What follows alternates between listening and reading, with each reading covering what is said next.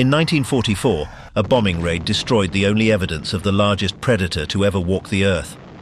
For decades, it was just a ghost story. But recently we found it again. And get this, it was even stranger than we thought. It didn't just walk, it swam. This is the story of the Spinosaurus and 7 other absolute horrors. From the Scythe Lizard of Mongolia to the bull of Patagonia, we are breaking down the stats, the hunts, and the terrifying biology of the 8 most espantoso dinosaurs in history. Buckle up. Teeth, sails, and scales, the African nightmare.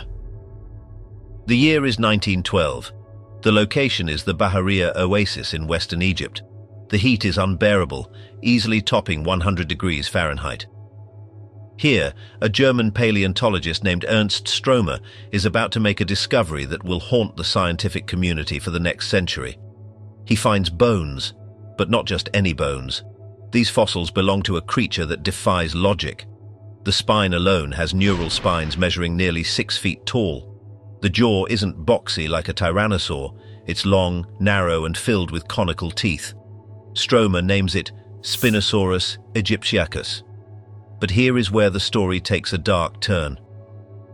Stromer takes these fossils back to Munich, Germany. He displays them in the Bavarian State Collection of Paleontology. For decades, this creature is a celebrity. It is officially recognized as a massive theropod, potentially larger than any carnivore found in North America. Then came World War II. In April 1944, the Royal Air Force launched a massive bombing raid on Munich. Stromer had begged the museum director to move the fossils to a safe salt mine, but the director refused. The museum took a direct hit.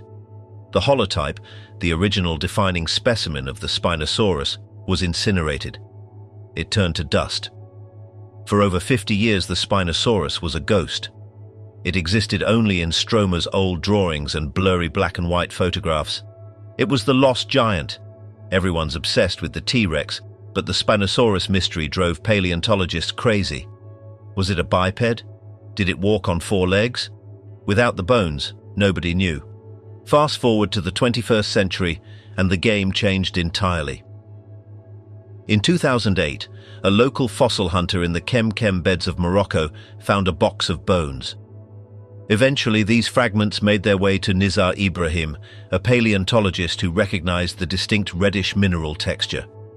He realized these weren't just random scraps, they were parts of the ghost. Ibrahim and his team returned to the site in 2013 and uncovered the most complete Spinosaurus skeleton since 1915. And get this, the data from these bones shattered every theory we had.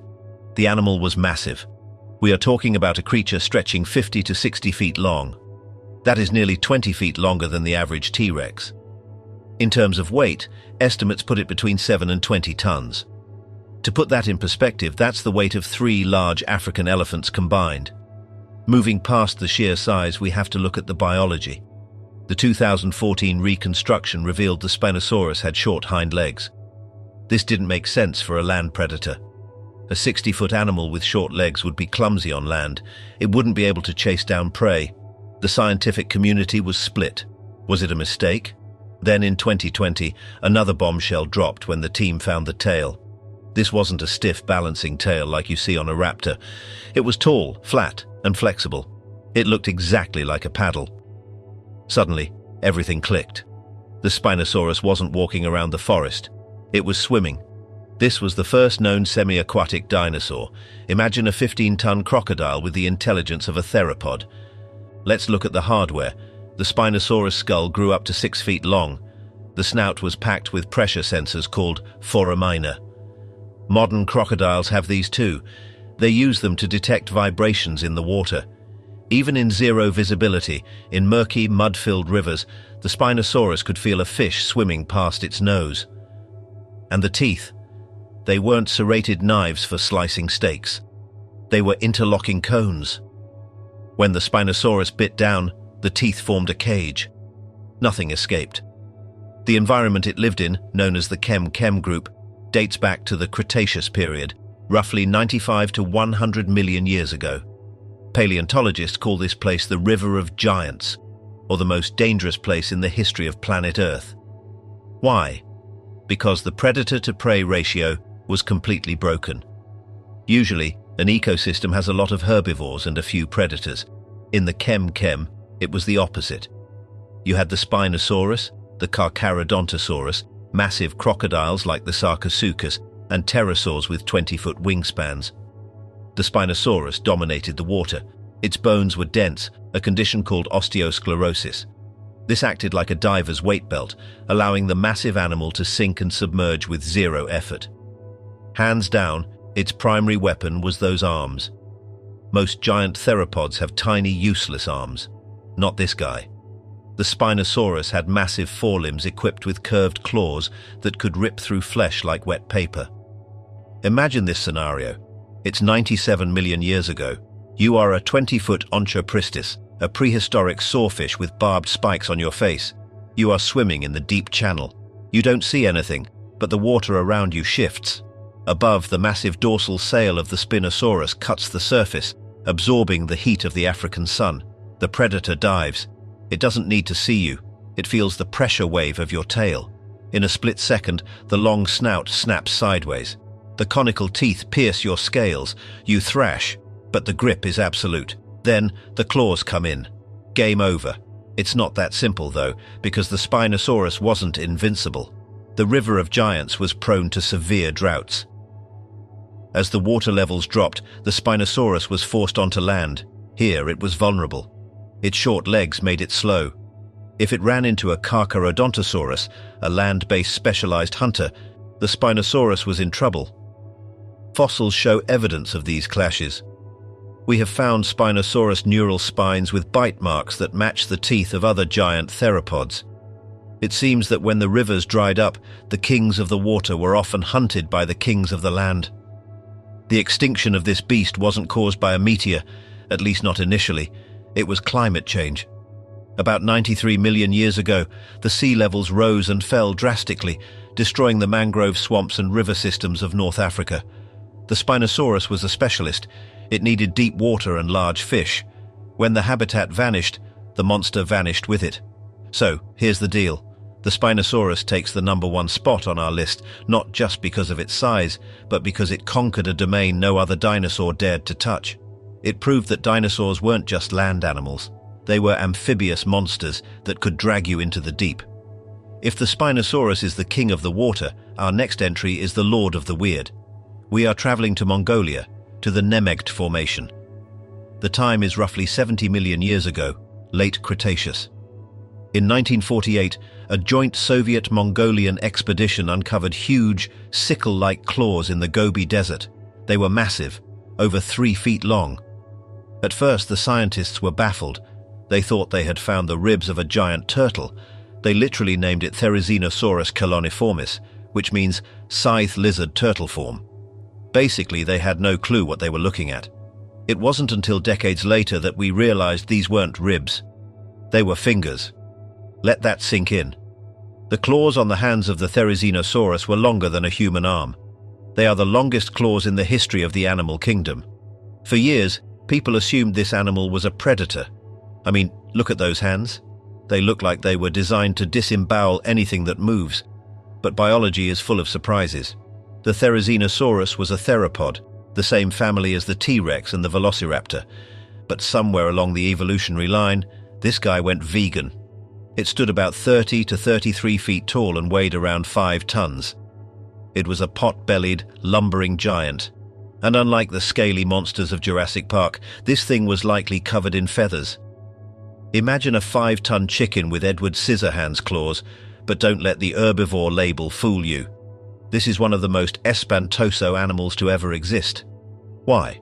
Because of how it used those claws. Most herbivores rely on armor or herds for protection. The Therizinosaurus relied on pure intimidation and brute force. Those 3-foot scythes were made of keratin-sheathed bone. They weren't very curved like a cat's claw. They were straighter and flatter. While they were primarily used to pull down tall branches from trees, they were also devastating defensive weapons. The nemesis of the Therizinosaurus was the Tarbosaurus, an Asian cousin of the T-Rex. We have to look at the biomechanics here. The Therizinosaurus wasn't fast. It couldn't outrun a Tarbosaurus. So, It had to stand its ground. When a predator attacked, the Therizinosaurus would rear up on its hind legs, reaching a terrifying height. Then, it would swipe. A single swipe from those claws wouldn't just scratch, it would puncture vital organs. If a predator got too close, those claws could easily pierce a lung, sever an artery, or blind an attacker. It was a biological dead zone in front of this animal. Recent studies on the bone stress of Therizinosaurus claws suggest they were fragile under torsion, but incredibly strong under tension. This supports the idea that they weren't used for digging or grasping struggling prey, but for raking through vegetation, and raking through the faces of enemies. The sheer absurdity of this animal is what lands it on this list. It shows that nature doesn't care about looking cool, it cares about survival. But the craziest part is that we still don't have a 100% complete skeleton. The skull remains partially a mystery, though we assume it had a beak and small leaf-shaped teeth.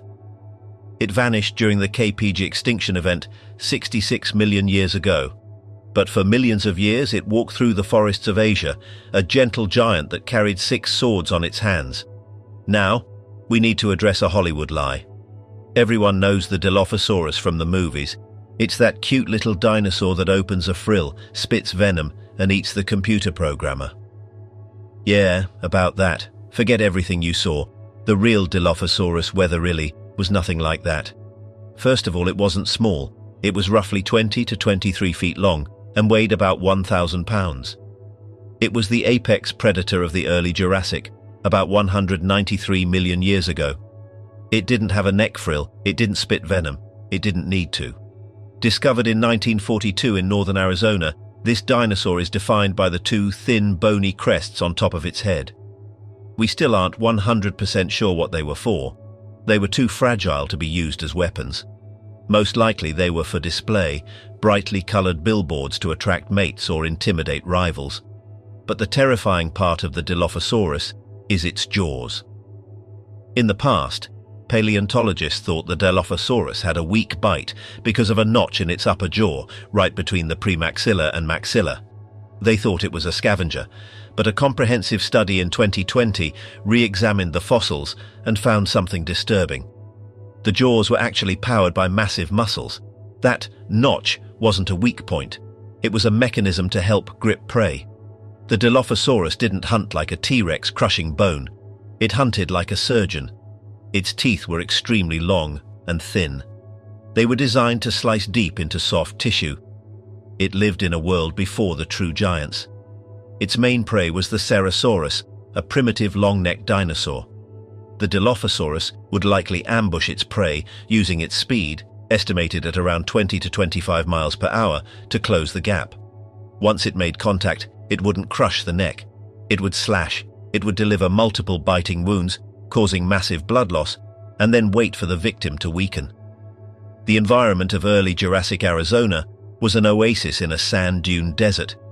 It was a harsh world. The Dilophosaurus was the first large carnivorous dinosaur in North America. It set the blueprint for every terror that followed, and that brings us to the next point. The Dilophosaurus shows us that you don't need size to be terrifying. You need precision. This animal ruled its ecosystem for millions of years with zero competition, but nature was just warming up. The predators were about to get faster, stronger, and much, much uglier. 37 miles per hour. You can't outrun it. If the Therizinosaurus is the weirdest, the Carnotaurus is the most demonic looking. Its full name is Carnotaurus sastri, which translates to meat-eating bull. Why? Because it is the only known carnivore with 2 distinct devil horns sticking out of its forehead. Discovered in 1984 in the Chubut province of Argentina, the Carnotaurus dates back to the late Cretaceous, about 72 million years ago. This thing was a biological sports car. It measured about 25 to 30 feet long and weighed roughly 1.5 to 2 tons. Compared to a T-Rex, it's light. But that lightness was its superpower. Biomechanics models suggest the Carnotaurus was one of the fastest large theropods to ever exist. Huge cardifemoralis muscles were anchored to its tail. These muscles were massive. They suggest the Carnotaurus could sprint at speeds up to 30 or even 35 miles per hour. Imagine a 2-ton bull charging at you at 35 miles per hour. But here is the catch with the Carnotaurus. It had the most pathetic arms in dinosaur history, even smaller than the T-Rexes. The arms were vestigial, meaning they had lost all function. The fingers were fused and immobile. They simply dangled there. So the Carnotaurus was all about the mouth. Its skull was very short and deep, almost like a bulldog. The jaw was built for a specific type of violence. It could open its mouth incredibly wide. The lower jaw was structured to snap shut extremely quickly. It didn't have the bone-crushing power of a tyrannosaur. Instead, it likely used a hatchet motion. It would run alongside prey, slam its open mouth into the victim like a hatchet, and rip backward. The horns. They probably weren't used to gore enemies. They were flat on top. Theories suggest they were used for shoving matches with other Carnotaurus during mating season, or perhaps to protect the eyes while pushing through dense brush. But what makes the Carnotaurus truly espantoso is the skin. We actually have skin impressions for this dinosaur. We know exactly what it looked like. It didn't have feathers. It was covered in a mosaic of small scales with rows of larger, bump-like osteoderms running down its body. It looked armored. It lived in the open plains of South America, hunting smaller sauropods and ornithopods. It was a pursuit predator. It didn't hide in bushes. It ran things down. The Carnotaurus represents the pinnacle of speed evolution in large predators. It sacrificed arm function and bite force for sheer velocity. In the prehistoric Olympics, this was the sprinter you didn't want to race against. But while the Carnotaurus was mastering speed in South America, something far larger was evolving in North Africa. Something that would challenge the T-Rex for the title of king. The Carnotaurus was fast, but the next monster on our list traded speed for teeth the size of steak knives. We just talked about the Spinosaurus ruling the rivers of North Africa. But here's the catch. The land wasn't empty. While the Spinosaurus was patrolling the water, the forests and plains of the Kem region were dominated by another titan. This is the Carcharodontosaurus saharicus.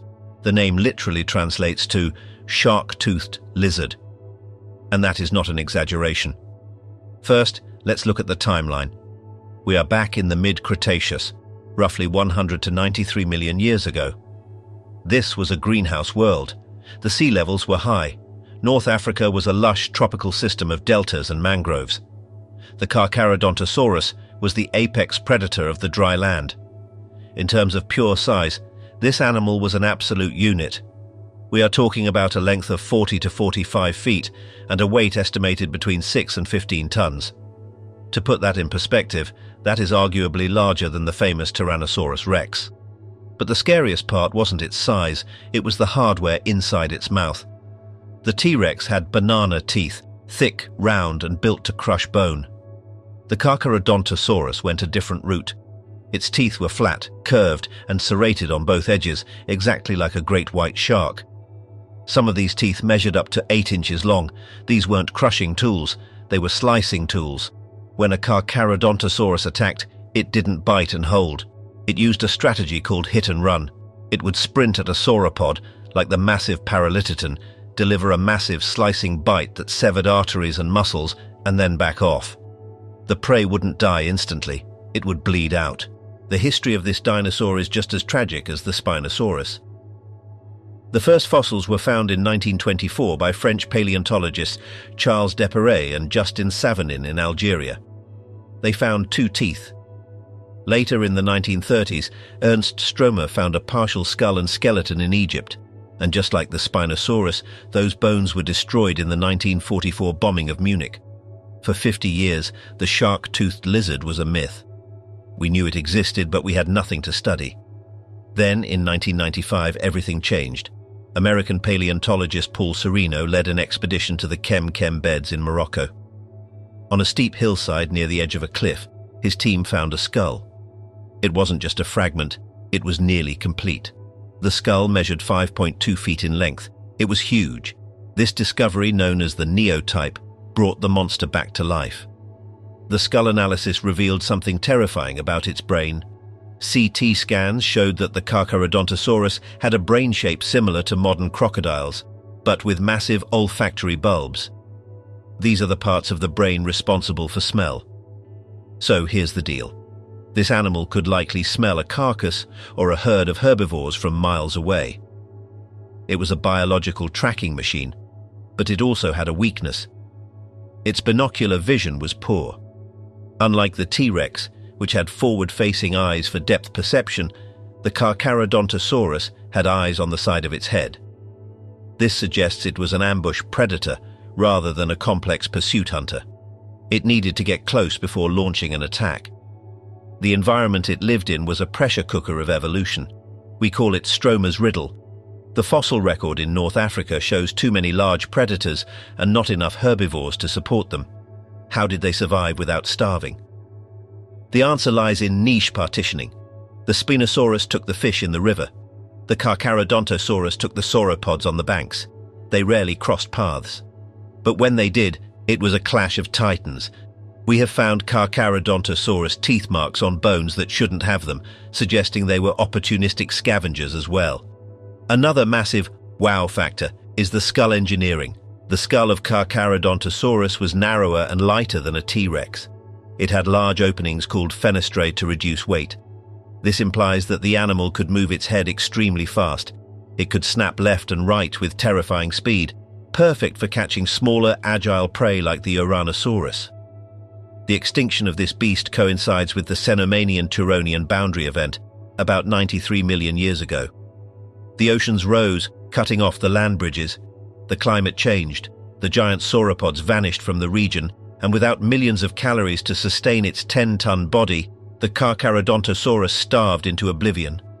But for 7 million years, it was the land-based ruler of Africa. It proved that you don't need to crush bones to be the king. You just need to make sure your victims never stop bleeding. Now, we are leaving the scorching heat of Africa and heading to a place you wouldn't expect to find a dinosaur nightmare: Surrey, England. The year is 1983. A plumber and amateur fossil hunter named William Walker is exploring a clay pit near Ockley. He sees a rock that looks unusual. He hits it with a hammer. The rock splits open, and inside he finds a claw. But this wasn't a normal claw. It was enormous.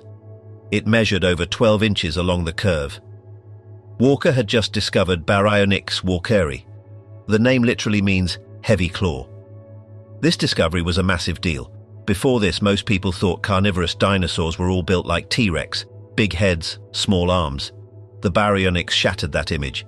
It lived during the early Cretaceous, about 125 million years ago. At roughly 33 feet long and weighing about 2 tons, it wasn't the biggest dinosaur on our list, but it was hands down one of the most specialized. Let's look at the weird anatomy. The skull of the Baryonyx is long, low, and narrow. It looks almost exactly like the skull of a modern gharial. The snout has a very specific shape, a rosette at the tip. This means the end of the jaw expands into a bulbous circle packed with long, curved teeth. Why? To grip slippery prey. But the crazy part is what we found inside the skeleton. Usually we have to guess what dinosaurs ate. We look at teeth and make assumptions. With Baryonyx, we don't have to guess. In the stomach region of the holotype specimen, paleontologists found acid-etched scales and teeth of a fish called Schienstia. But that's not all. They also found the digested bones of a young iguanodon. Basically, the Baryonyx was a generalist. It loved fish, but if it saw a baby dinosaur, it wouldn't hesitate to snack on it. So, how did it hunt? Imagine a grizzly bear in the Cretaceous. The Baryonyx likely stood on the banks of shallow rivers or waded into the water. It would wait, perfectly still. Its eyes were positioned slightly higher on the skull, allowing it to see above the waterline while the snout was submerged. When a fish swam by, it used those massive 12-inch thumb claws. These claws were on the first finger of the hand. They were curved like meat hooks. The Baryonyx would sweep its arm through the water, impaling the fish on the claw, and then toss it into its crocodile-like jaws. This was a major shift in our understanding. For decades, scientists thought dinosaurs were strictly land animals who feared deep water. The Baryonyx proved that theropods were exploiting aquatic environments way earlier than we thought. The arms of the Baryonyx were incredibly robust. Unlike the useless arms of the Carnotaurus, these limbs were powered by massive deltoid muscles. It could lift heavy loads. If a smaller predator tried to steal its catch, a backhand slap from a baryonyx would likely break ribs. The environment of 125-million-year-old England was a subtropical wetland, full of lagoons and meandering rivers. It was known as the Wealden Group. It was a wet, soggy world. And get this, it wasn't just the baryonyx. This family of dinosaurs, called Spinosaurids, went global. We found relatives in Brazil, in Laos, and even in Australia. They were a global success story. But the baryonyx is special because it is the most complete spinosaurid skeleton ever found. It gave us the Rosetta Stone to understand this entire family of weirdos. The terror factor here isn't about being chased by a monster running at 30 miles per hour. It's about the silence. The baryonyx was a patient hunter. It waited in the reeds. You wouldn't hear it coming until that massive claw was already hooking into you. It's not that simple, though. The baryonyx had enemies. The same rock formations contain the bones of Neovenator, a generic meat-eater related to Carcharodontosaurus. If a baryonyx was caught on dry land, away from the safety of the water, it was vulnerable. Its long snout was fragile against the crushing bite of other theropods. So, survival was a balancing act. Stay near the water, eat the fish, and use the claws to keep the land monsters at bay. Bigger, badder, and together. What is scarier than a 40-foot carnivorous dinosaur? Simple. 7 of them working together. Welcome to the Huincul Formation in Argentina. The time is the late Cretaceous, about 95 million years ago. In 1997, the chaotic Rosie Quarry yielded a discovery that confused everyone. Paleontologists, led by Rodolfo Coria and Philip Curry, didn't find just one skeleton. They found a bone bed. Buried together were the remains of at least 7 individuals of a new species. They ranged in age from young teenagers to massive adults. They named it Mapusaurus roseae. Mapu comes from the Mapuche word for earth. The largest individual was huge, roughly 40 feet long and weighing around 7 to 8 tons. It was a Carcharodontosaurid, a close cousin of the Giganotosaurus. But the crazy part is the context. Why were 7 apex predators buried in the same hole? Usually large predators are solitary. They are territorial. If a tiger sees another tiger, they fight. They don't hang out. But the Mapusaurus evidence suggests gregarious behavior. That is the scientific term for pack hunting. Why would a 40-foot monster need friends? Because of what they ate. Living in the exact same location at the exact same time was the Argentinosaurus. This was, hands down, the largest land animal to ever exist. We are talking about a herbivore that was 115 feet long and weighed up to 100 tons. A single Mapusaurus, even at 8 tons, stood zero chance against a 100-ton Argentinosaurus. One tail whip would liquidate the predator's skeleton, but a pack? That changes the math. So, here's the deal. This is how the horror likely unfolded. The pack would isolate a sick or young Argentinosaurus. They wouldn't attack the legs. That's a fatal mistake. Instead, they used a strategy called flesh grazing. The teeth of the Mapusaurus were blade-like, similar to the Carcharodontosaurus, but slightly thicker. The pack would rush in, take massive chunks of flesh out of the giant's flanks, and then retreat. They didn't need to eliminate it immediately, they just needed to exhaust it. They turned the largest animal on Earth into a walking buffet. This is a level of coordination that we rarely see in reptiles. It implies social structure. Did they have an alpha? Did they share the food? We don't know for sure, but the bone bed strongly suggests they lived and died together. Let's look at the anatomy. The Mapusaurus skull was deep but light. It had rough, rugose ridges above the eyes, possibly for display. But the most important feature was the femur. It was robust. These animals were built for endurance. They had to track herds of titanosaurs for days, waiting for an opening. The discovery took 5 years to excavate. They had to use jackhammers to get through the hard sandstone. But the effort paid off. The Mapusaurus reshaped our understanding of predator dynamics. Before this, the wolf pack theory was mostly applied to small raptors like Deinonychus.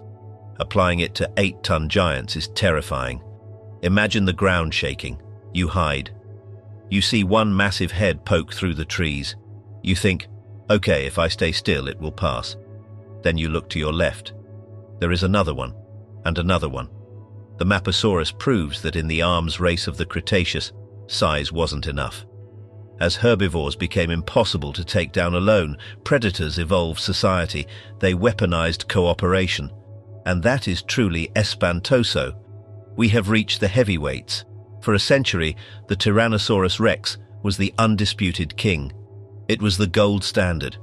But in 1993, a car mechanic named Ruben Carolini was driving a dune buggy in the Badlands of Neuquén province, Argentina. He spotted a tibia sticking out of the ground. He called the paleontologists. What they pulled out of the rock sent shockwaves through the scientific world.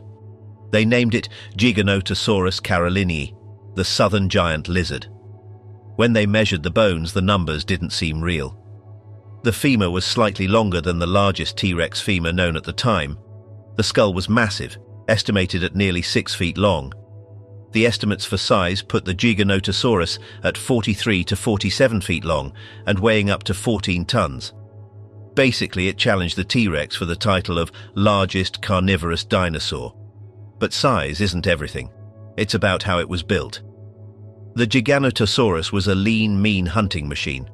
While the T-Rex was bulky and barrel-chested, the Giganotosaurus was more slender and agile. Its skull was the stuff of nightmares. It was long and boxy, narrowing toward the snout. But unlike the T-Rex, which had teeth like railroad spikes, the Giganotosaurus kept the family tradition of the Carcharodontosaurids, flat, serrated blades. Its bite force was weaker than a T-Rex, but it didn't need to crush, it sliced. And get this, the brain case was tiny. The brain of a Giganotosaurus was about the size of a banana. It was roughly half the size of a T-Rex brain. This suggests it wasn't as smart. It operated on pure instinct. But what it lacked in IQ, it made up for in thermoregulation. Biomechanical studies suggest the Giganotosaurus was homeothermic. It had a high metabolism. This means it grew fast. A young Giganotosaurus would explode in size, reaching adulthood quickly to avoid being eaten. It lived about 99 to 97 million years ago. It was a contemporary of the Maposaurus and hunted the ancestors of Argentinosaurus, like the Andysaurus. One of the most intense wow factors is the chin. The front of the lower jaw had a vertical ridge. This is unique. We think it helped anchor massive muscles to keep the jaw stable when it was ripping 50 pounds of meat off a living sauropod. The Giganotosaurus represents the absolute peak of the Carcharodontosaurid lineage. After this specific family of dinosaurs started to decline, eventually being replaced by the abelisaurs and later the tyrannosaurs in the north. But for a few million years in South America, nothing, absolutely nothing, was safe. If you stood next to a Giganotosaurus, its knee would be above your head. You wouldn't even be a snack. You would be a toothpick. So, why is it so terrifying? Because it shows that nature can create monsters of this scale multiple times. The T-Rex wasn't a fluke. The Giganotosaurus proves that when the conditions are right, evolution will push the limits of biology to create the ultimate hunter. Everyone is obsessed with velociraptors because of Jurassic Park. But here is the catch. The movie lied to you. Real velociraptors were the size of turkeys. They were covered in feathers and weighed about 30 pounds. If you kicked one, it would probably fly. But there was a raptor that fit the movie description. Actually, it was even bigger. Welcome to the Yellowcat member of the Cedar Mountain Formation in Utah. The time is the early Cretaceous, about 125 million years ago. This is the home of the Utah raptor Ostrom macy. Discovered in 1975, this animal is the absolute heavyweight champion of the dromaeosaur family. Let's talk stats. The Utah raptor was roughly 18 to 23 feet long. It weighed between 1,100 and 2,200 pounds. That is the size of a large polar bear. But unlike a bear, this thing was built for agility. The defining feature, hands down, was the lethal claw on the second toe of each foot. In a regular velociraptor, this claw is about 2 inches long.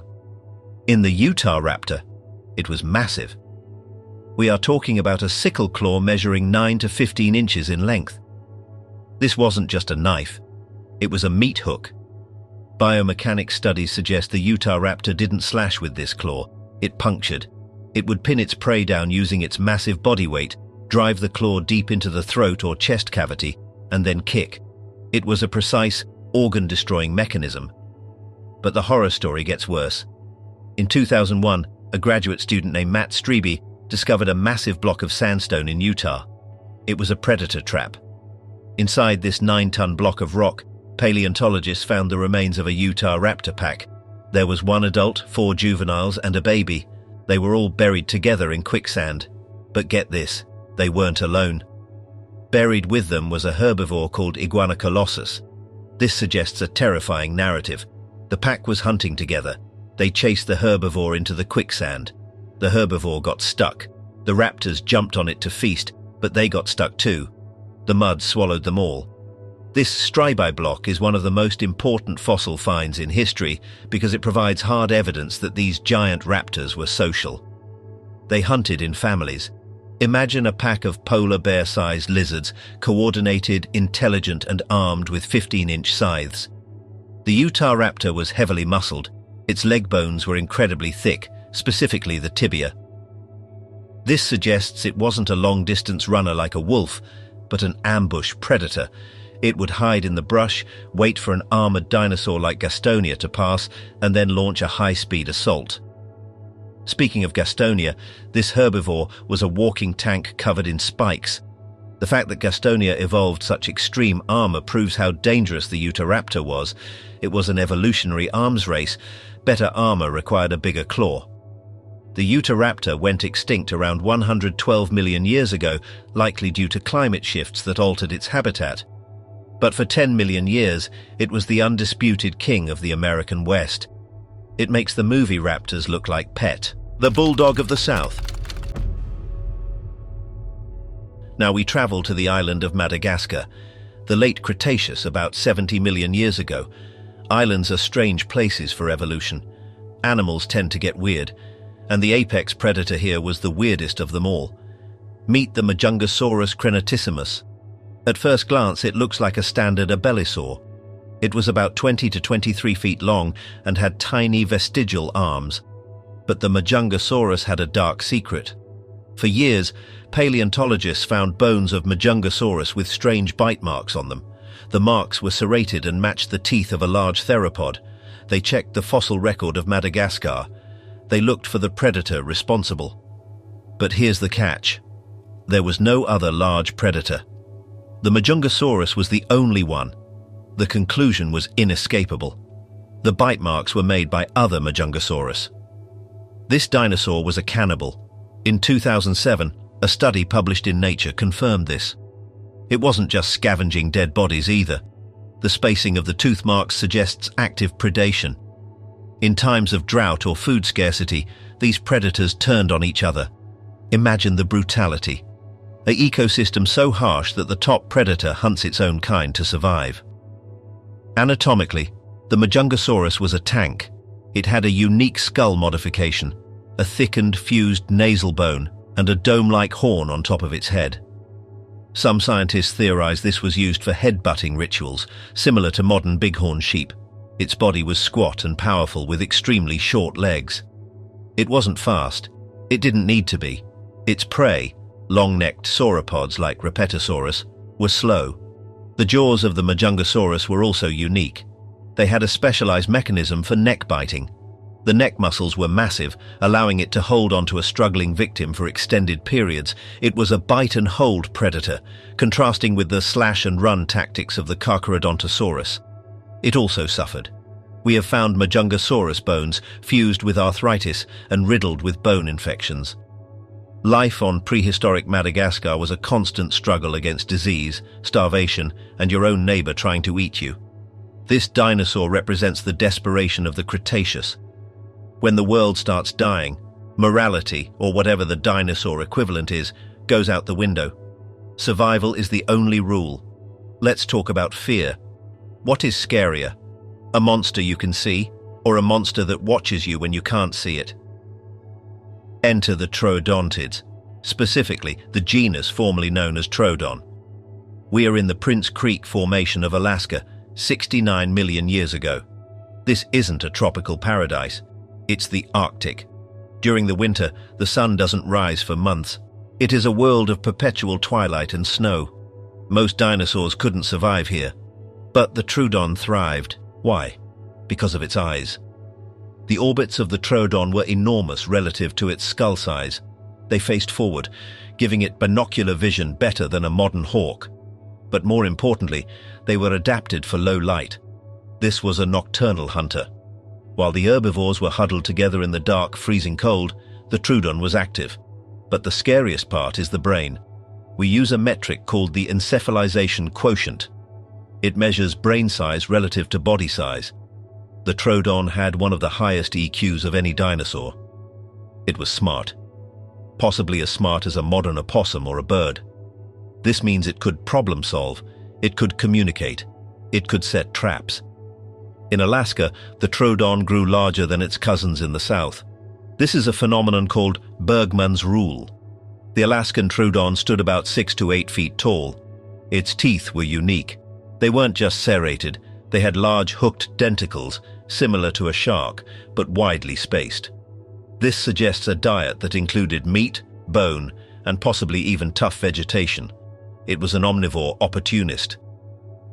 Imagine being a small herbivore in the Arctic winter. You are cold. You can't see anything. Suddenly you hear a rustle. You don't see the predator until its glowing eyes are right in front of you, and it's not alone. Troodon nests found in Montana suggest they cared for their young. They laid eggs in pairs and likely brooded them like birds. This parental investment means the population was tight-knit. If you messed with a young Troodon, you were dealing with the parents. The smart dinosaur trope is often exaggerated in sci-fi, but the Troodon is the closest we get to a velociraptor that can open doors. It was a biological machine built for the dark. We have to break the rules for a second. The title says dinosaurs, but you can't talk about prehistoric horror without mentioning the thing that ate dinosaurs. We are back in the Campanian age in Texas, Montana, and North Carolina. The waterways were ruled by Deinosuchus riograndensis. Deinosuchus means terrible crocodile, and terrible is an understatement. This wasn't just a big croc, it was a leviathan. It grew up to 35 feet long and weighed roughly 5 to 8 tons. To visualize that, it was longer than a school bus and heavy enough to crush a pickup truck flat. For a long time, we thought it was just a fish eater. But then, paleontologists started finding something disturbing. In the Aguja Formation of Texas, they found tail vertebrae of duck-billed dinosaurs and even medium-sized tyrannosaurs with bite marks, but not just any bite marks. These were circular punctures in the bone. They matched the teeth of Deinosuchus. And get this, the bone showed signs of healing. This means the dinosaur was attacked, bitten by a 35-foot crocodile, and somehow escaped. It lived to tell the tale. The bite force of a Deinosuchus is estimated to be around 23,000 to 100,000 newtons. That is stronger than a T-Rex. It had teeth the size of bananas, but they were robust and designed for torsion feeding, the death roll. So, here is the scenario. A thirsty Appalachiosaurus goes to the riverbank to drink. It thinks it is the top of the food chain. The water explodes. The Deinosuchus launches its 8-ton body out of the mud. It grabs the tyrannosaur by the neck. The bite force shatters the windpipe. Then the croc rolls. The dinosaur is dragged into the deep. This reptile proves that dinosaurs were not always the apex predators. In the water, they were prey. Recent studies on Deinosuchus phylogeny suggest it had 2 large holes on the tip of its snout, unrelated to breathing. Their function is unknown, but they add to the monstrous appearance. It lived on both sides of the western interior seaway. It was a bi-coastal monster. So, when you picture the prehistoric USA, don't just picture the T-Rex walking through the forest. Picture the T-Rex being afraid to go near the water. If Deinosuchus ruled the rivers, Tylosaurus ruled the ocean. And yes, Kansas used to be an ocean. Between 166 million years ago, a massive body of water called the Western Interior Seaway covered the middle of North America. It connected the Arctic Ocean to the Gulf of Mexico. It was shallow, warm, and absolutely infested with monsters. The king of this sea was the Tylosaurus proriger. This is a mosasaur, a giant marine lizard closely related to modern monitor lizards and snakes. It reached lengths of 45 to 50 feet. But unlike the Plesiosaurus, which had long necks and small heads, the Tylosaurus was built for violence. It had a massive, heavy skull and a streamlined body. Its weapon of choice was the ram. The snout of the Tylosaurus extended well beyond its teeth. It was a bony battering ram. Evidence suggests it would slam into prey at high speeds to stun it or rupture internal organs before biting. And the bite? The Tylosaurus had 2 rows of teeth in its upper jaw. The second row, called pterygoid teeth, was on the roof of its mouth. These teeth hooked backward. Once a Tylosaurus grabbed something, there was no reverse gear. The prey could only move down the throat. We know exactly what it ate because we found stomach contents. Inside a Tylosaurus fossil found in South Dakota, we found a shark, a smaller mosasaur, a diving bird, and a plesiosaur. Basically, it ate everything. But the most terrifying discovery came in 2018. Paleontologists analyzed the ribs of a Tylosaurus and found signs of the bends. This means these animals were diving deep, staying down for long periods, and coming up too fast. They were pushing their biological limits to hunt. The Western Interior Seaway was dangerous for another reason. There was nowhere to hide. It was an open water column. No reefs, no caves, just blue water and teeth. If you were a dinosaur like a nodosaur and you got washed out to sea during a flood, you were defenseless against the Tylosaurus. This creature represents the total dominance of reptiles. They didn't just conquer the land, they returned to the sea and conquered that too. Hell Creek's unbreakable rock.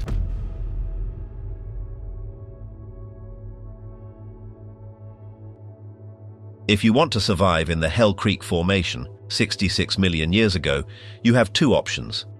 Be the T-Rex, or be the thing the T-Rex is afraid to bite. Enter Ankylosaurus magniventris.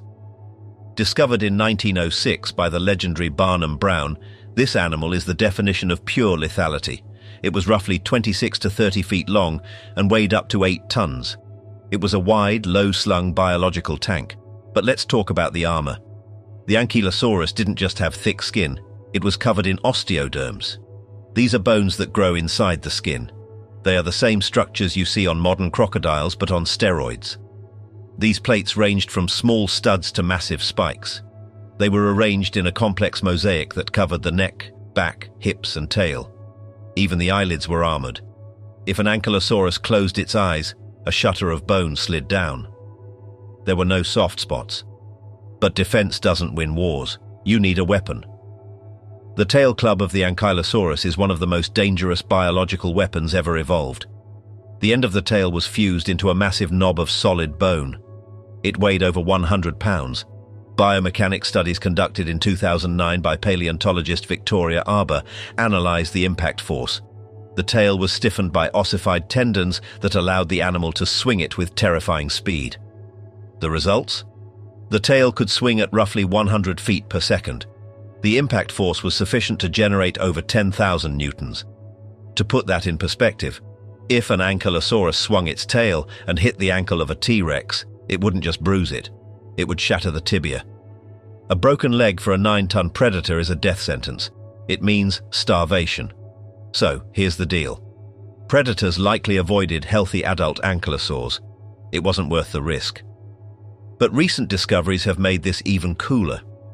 In 2017, a new species of ankylosaur was described called Zool crurivastata.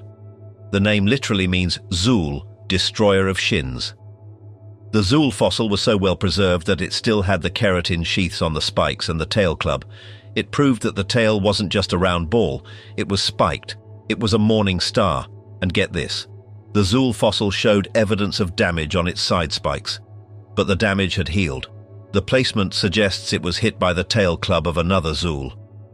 This implies they weren't just fighting predators, they were fighting each other. These walking tanks were bashing each other's sides with sledgehammers during mating seasons. The Ankylosaurus had a massive gut. It was a fermentation tank. It ate low-lying ferns and tough vegetation. It processed huge amounts of fiber to fuel its massive body. But despite being a herbivore, it fits the espantoso list because of its sheer indestructibility. It represents the peak of defensive evolution. Nature built a wall, gave it a sledgehammer, and set it loose in Montana. In the same forests where Ankylosaurus was breaking ankles, another freak of nature was cracking skulls. Pachycephalosaurus wyomingensis. The name means thick-headed lizard. And they weren't kidding. The dome on top of this dinosaur skull was made of solid bone. It was up to 10 inches thick. For decades, the theory was simple. They were the bighorn sheep of the Cretaceous. Males would line up, charge each other, and slam heads to win females. But physics is tricky. Some scientists argued that a direct head-to-head collision would snap their necks. The neck vertebrae didn't look strong enough to absorb the shock of two 1,000-pound animals colliding at full speed. They suggested flank butting, hitting each other in the side. But in 2013, a study analyzed the pathologies on Pachycephalosaurus skulls. They found healed fractures. Where were the fractures? Right on the top of the dome. This confirms they were indeed bashing heads. Evolution had designed a skull that could withstand impact forces that would turn a human brain into jelly. But the real wow factor came from a conspiracy theory that turned out to be true. For years, we had 3 different dinosaurs in the Hell Creek Formation: Dracorex hogwartsia, Stygimoloch spinifer, and Pachycephalosaurus. In 2009, paleontologists Jack Horner and Mark Goodwin proposed a radical idea. What most people don't realize is that dinosaurs changed shape as they grew up. They cut open the skulls of Dracorex and Stygimoloch. They looked at the bone histology. The Dracorex bone was spongy and fast-growing. It was a juvenile. The Stygimoloch was a teenager. The Pachycephalosaurus was the adult. They were all the same animal. As the animal grew, the flat head inflated into a dome, and the spikes on the back of the head were absorbed. This transformation is terrifying. It means the animal morphed from a spiky dragon into a battering ram as it reached X-rated maturity. The Pachycephalosaurus was the largest of its kind, reaching about 15 feet long. It was bipedal and likely omnivorous. Its teeth were small and ridged, capable of shredding plants, but the front teeth were conical, like a carnivore's. It's possible they ate insects, lizards, or even small mammals to supplement their diet. Imagine a 1,000-pound animal that solves every problem by ramming it with a bone helmet. That is the Pachycephalosaurus. We need to talk about the weirdest discovery in the history of paleontology. In 1965, Polish paleontologists in the Gobi Desert found 2 arms. Massive arms, 8 feet long. They had 3 fingers, each tipped with giant curved claws. They named it Dinosaurus mirificus, which means terrible hand. But that was it. No head, no body, just the arms. For 50 years, this was the biggest mystery in the field. Was it a super predator? Was it a monster that ate T-Rexes? Artists drew it as a terrifying muscular monster. Then, the black market got involved. In the early 2000s, poachers dug up 2 new skeletons of Dinosaurus in Mongolia. They stole the skulls and feet and sold them to private collectors. The bodies were left to rot. Eventually, the stolen parts surfaced in Europe. In 2014, they were repatriated to Mongolia and reunited with the bodies. Finally, we saw the whole beast. And nobody expected what they saw. It wasn't a super predator. It was a giant, humpbacked duck. The Dinosaurus was an ornithomimosaur, but it had grown to absurd proportions. It was 36 feet long and weighed 6 tons. It had a massive hump on its back, possibly fat storage or a display sail. Its head was long and had a flat duck-like bill. No teeth. So, what were the terrible hands for? The stomach contents gave us the answer. Inside the gut, they found fish scales and gastroliths. The Dinosaurus was an omnivore. It waded into shallow water, used its massive claws to dig up water plants or hook fish, and vacuumed them up with its duck bill. But don't let the duck label fool you. This animal was dangerous. It lived alongside the Tarbosaurus. A 6-ton duck doesn't survive in T-Rex territory by being nice. Those 8-foot arms were powerful weapons. If a Tarbosaurus got too close, the Dinosaurus could deliver a slap that would rival a grizzly bear. The claws were blunt but heavy. A swipe would cause massive blunt force trauma.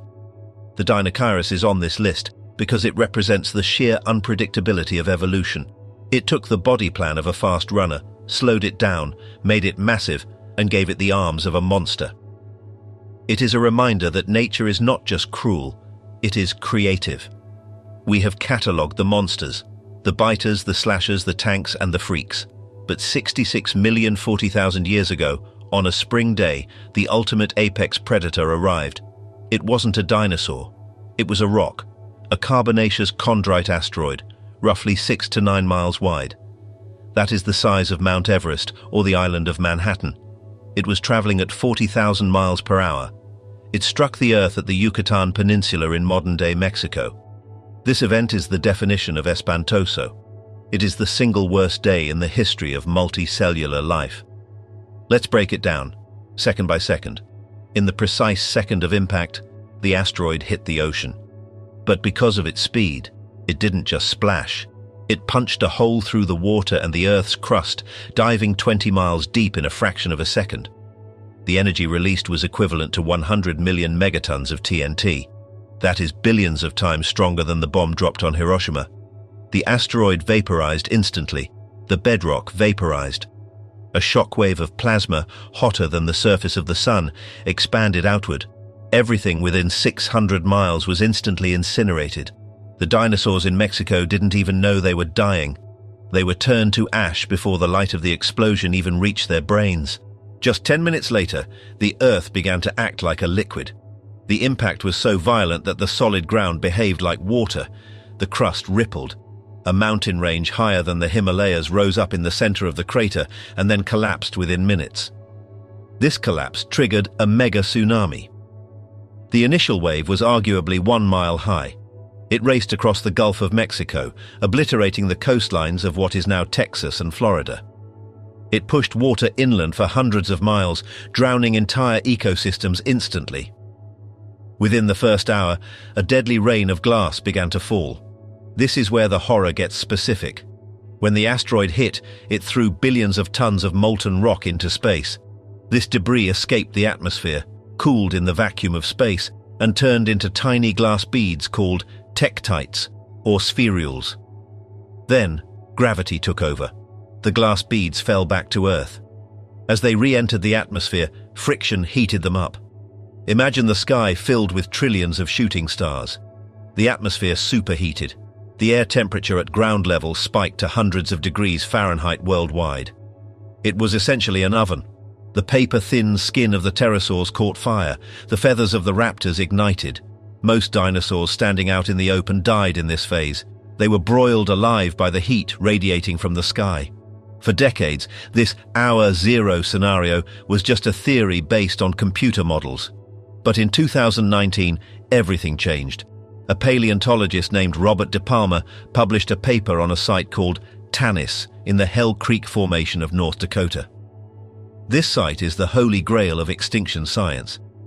Here is what they found: a jumbled mess of freshwater fish mixed with saltwater marine ammonites, tree trunks, and triceratops bones. But the detail is in the gills. Inside the gills of the fossilized fish, they found microtektites, the little glass beads from the asteroid. This means these fish were alive when the glass rain started falling. They breathed in the debris from the impact that happened 2,000 miles away in Mexico. But here's the catch. How did marine creatures and freshwater fish get mixed up in a mud pile in North Dakota? The impact caused a massive earthquake, magnitude 10 or 11. This triggered a seiche in the inland rivers. A massive wall of water rushed up the river, burying everything in its path in seconds. At Tanis, we found a turtle impaled by a wooden stake. We found a Thessaliosaurus leg that looks like it was ripped off by the violence of the surge. We basically have a snapshot of the exact day the dinosaurs died. It validates the violence. It proves that the catastrophe was global, instant, and inescapable. Why the croc survived.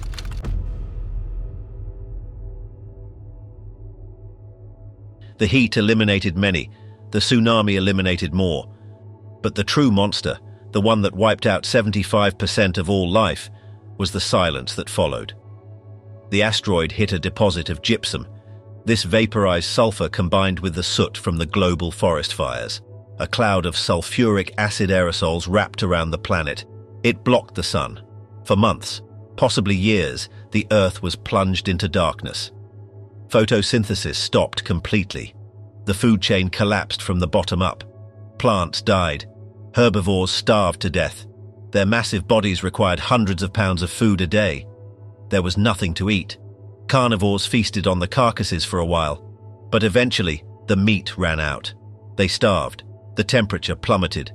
The tropical world of the Cretaceous turned into a freezing wasteland. This is why the dinosaurs died, but the crocodiles survived. The Deinosuchus and smaller crocs were aquatic. They could survive on detritus in the water. They had slow metabolisms. They could go months without eating. The small mammals survived because they were burrowers. They could hide from the heat and the cold. They ate insects and roots. But the non-avian dinosaurs? They were too big, too specialized. They were the masters of a world that no longer existed. The extinction wasn't a fight, it was an eviction. Most people look at a pigeon and see a pest. A paleontologist looks at a pigeon and sees a shrunken flying dinosaur. Taxonomically, birds are dinosaurs. They are the only lineage of theropods that survived the K-Page extinction event. But for millions of years after the asteroid, they didn't just chirp in trees. They tried to reclaim the throne. Welcome to the reign of the Forus Recides, better known as the terror birds. These were the direct spiritual successors to the Tyrannosaurus rex and the Utahraptor. They evolved in South America, which was an isolated island continent for most of the Cenozoic era. Without large mammalian carnivores to stop them, the birds got big. Espantoso big. The most terrifying example is Titanis walleri. This bird stood over 8 feet tall and weighed around 330 pounds. It didn't fly.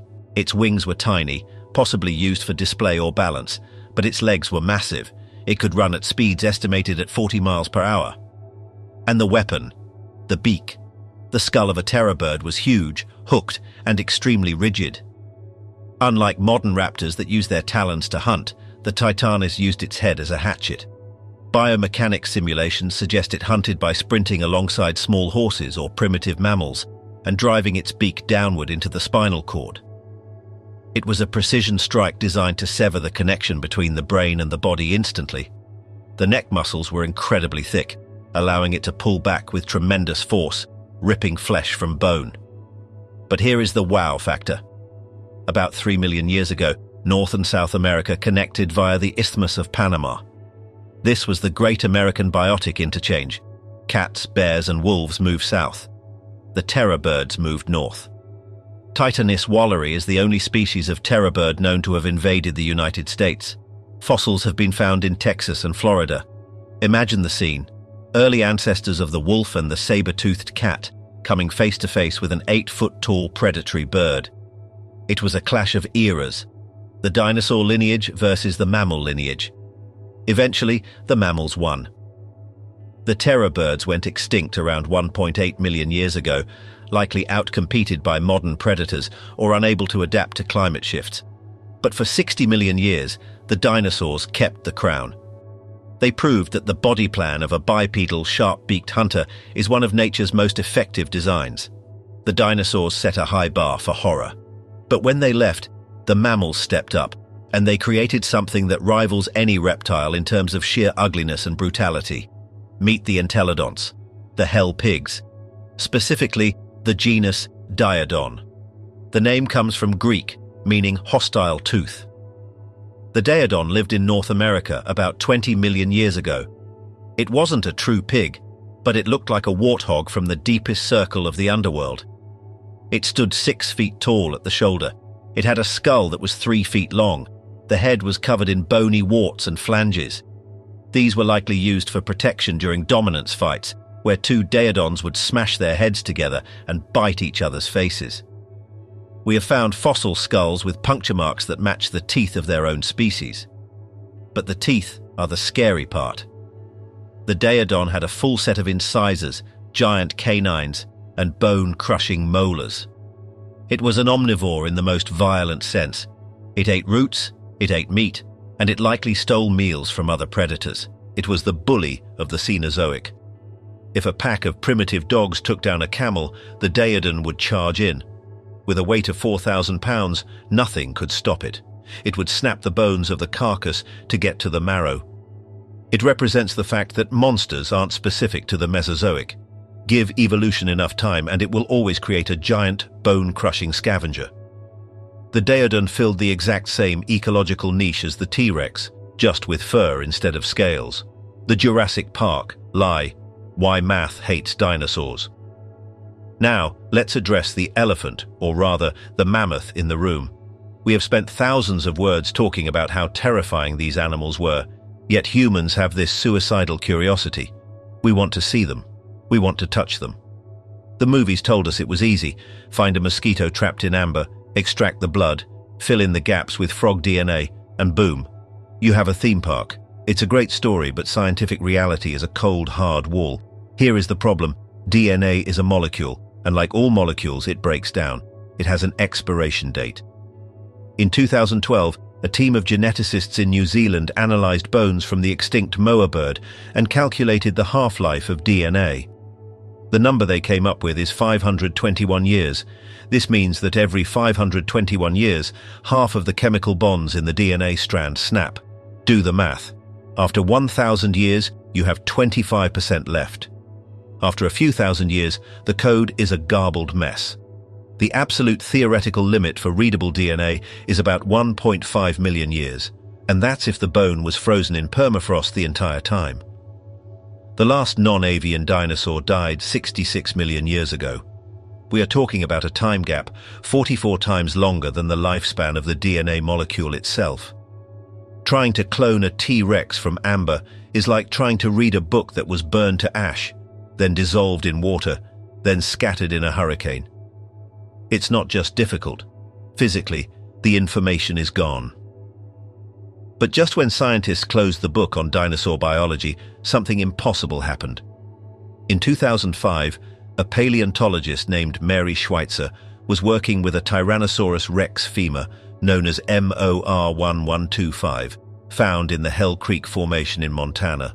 The bone was so heavy, they had to break it to fit it into the transport helicopter. When Schweitzer got the fragments back to the lab, she did something unorthodox. She dissolved the hard minerals of the bone in acid. By all laws of biology, there should have been nothing left but dust. But that's not what happened. When the minerals dissolved, she was left with soft, flexible tissue. It was stretchy. Under the microscope, she saw transparent, branching blood vessels.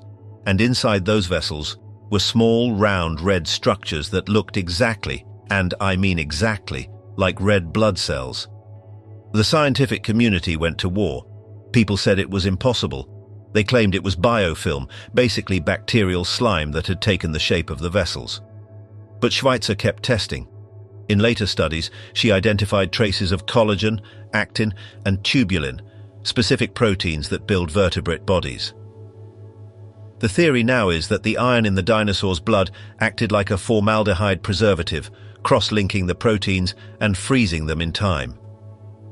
This changes everything. While we don't have the full DNA sequence to build a clone, we have actual dinosaur proteins. We have the building blocks. We are touching the biological reality of a monster that died eons before the first human opened their eyes. So, if we can't clone them, are we out of luck? Not exactly. Enter Jack Horner. He's the legendary paleontologist who advised on the Jurassic Park movies and the man who proved dinosaurs cared for their young. He realized that we don't need ancient DNA because we have a backup copy living in our backyards. Basically, birds are not just related to dinosaurs, they are dinosaurs. Theropods, to be exact. A chicken is technically a heavily modified feathered raptor, meaning the DNA of a T-Rex is hiding right inside the genetic code of a KFC bucket. Here is the crazy part. Evolution doesn't usually delete genes. It just switches them off like a genetic light switch, leaving dormant ancient traits called atavisms waiting to be woken up. We know for a fact that chickens still have the code for teeth because a mutant chicken called Talpid-2 actually grows cone-shaped reptile teeth in the egg before reabsorbing them. It goes deeper because they also carry the blueprint for long tails. Modern birds have a fused tailbone called a piga style, but the gene for the long, bony tail of a dromaeosaur is still there, just silenced. And if you look at their wings, birds have 3 fingers fused together, but the blueprint for the grasping claw of a Deinonychus is still locked away in that fusion. Horner's project, dubbed the Chickenosaurus, is trying to manually flip these switches back to the on position during the development of the embryo. And this isn't science fiction. It's already happening. In 2015, a team led by Bart Anjan Buller at Yale managed to block the proteins that form the beak. The result? The chicken embryos developed a snout, not a beak, a dinosaur snout with a rounded palate, similar to an Archaeopteryx or a Velociraptor. Another study in 2016 by João Botelho managed to stop the freeze of the fibula bone in the leg. Modern birds have a short splinter leg bone. Dinosaurs had a long, tube-like bone reaching the ankle. By tweaking one gene, they grew chickens with dinosaur legs. The goal isn't to create a T-Rex. The goal is to bioengineer a dino chicken, an animal the size of a turkey, with a long, bony tail for balance, hands with claws instead of wings, a snout with teeth and scales. If they succeed, and Horner believes it's a when, not an if, we will have a living, breathing dinosaur. It won't be a clone. It will be a reboot. This brings us to the ultimate question, the one that belongs in a horror movie script. Just because we can, should we? We have spent this entire documentary detailing how the prehistoric United States was a slaughterhouse. These animals were not like lions or bears. They were biological machines tuned for hyperviolence. The Utahraptor didn't just bite, it disemboweled. The Deinosuchus didn't just attack, it performed the death roll to tear limbs from sockets. If a Chickenosaurus escapes, it's not an ecological joke. It's an invasive species with the hardware of a Cretaceous monster. Imagine a pack of turkey-sized animals with the pack-hunting instincts of a raptor and the reproduction rate of a chicken. They would decimate local wildlife. Cats, dogs, and small children would be on the menu. We tend to romanticize nature. We look at dinosaur skeletons in museums and think they are majestic. We forget that if you were standing in the Morrison Formation 150 million years ago, you wouldn't feel awe. You would feel the most primal terror of your life. Bringing these genetic codes back into a world of glass cities, 8 billion humans, and fragile ecosystems might be the most arrogant mistake our species ever makes. We are inviting the nightmare back into the house. This goes to the intelligent monster. The Stribi block fossil proves they died together, which strongly implies they hunted together. A single Utahraptor is terrifying. A coordinated team of them is a death sentence. Their only weakness was a size limit. As deadly as they were, a multi-ton theropod could simply crush them with mass. Why does this South American giant make the list? Because of the gang factor. We have evidence of 7 individuals of different ages living together. This changes the math of survival. A pack of 40-foot predators hunting the largest animal to ever walk the earth is a level of violence we can't comprehend. It's not a hunt, it's a war. The coordination required to take down an 80-ton titan places them high on the list. The king. Even though we tried to focus on lesser-known monsters, the T-Rex is the benchmark for a reason. It wasn't the biggest and maybe not the fastest, but it was the most over-engineered monster in history. The bite force was calculated at 12,800 pounds. To put that in perspective, that is enough pressure to crush a car engine. The T-Rex didn't have teeth designed to slice meat like a shark.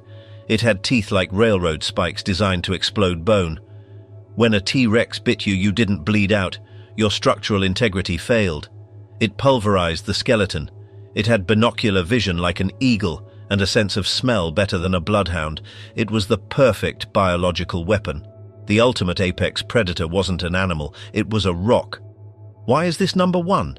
Because biology has limits. The T-Rex had to sleep. The Maposaurus could die of disease. The asteroid didn't care. It didn't care how big your teeth were. It didn't care how thick your armor was. When that 6-mile-wide rock hit the Yucatan Peninsula, it released the energy of 100 million nuclear bombs. In seconds, it vaporized the crust. It sent a wall of fire across the continent.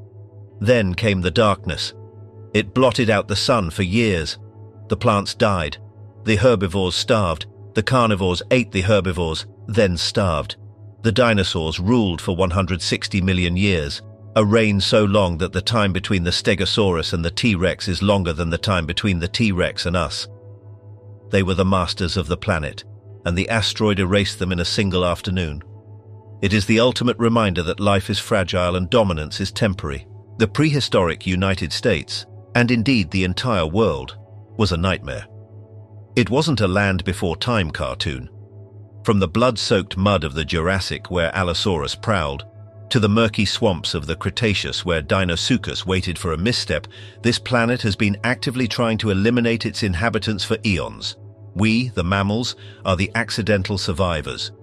We are the descendants of the rat-like things that scurried in the dark, terrified, hiding in burrows while the giants shook the earth above.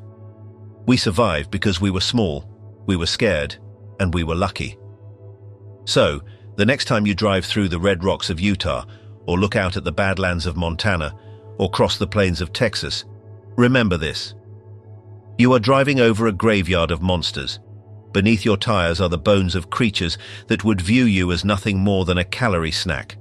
The nightmare is over for now, buried under layers of rock and time. But if Jack Horner and his team succeed, or if the geneticists are right about the resilience of biological matter, we might just find out that the nightmare isn't history, it's waiting.